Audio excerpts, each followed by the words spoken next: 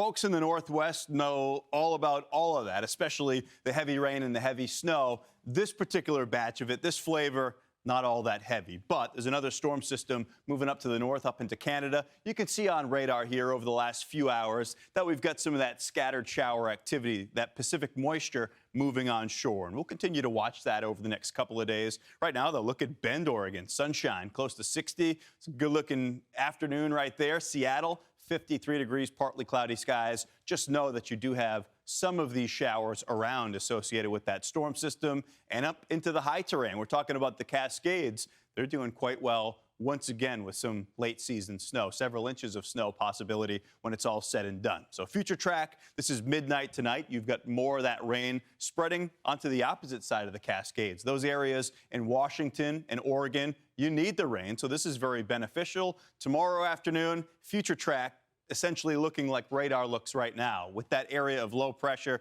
being such a slow mover, you just got a similar day tomorrow with some of the scattered rain showers around in the valley locations, as well as some of that high terrain snow, even into tomorrow night. That was Wednesday, 12 a.m. So tomorrow at midnight, very similar look. It's Wednesday that all of this finally starts to break down. The rain forecast still to come. It's not a whole lot. You see the green shading there, generally just a half an inch or less. More significant, though, up into the mountains. The high elevations of the Cascades could see a half a foot, maybe a little bit more than that in spots.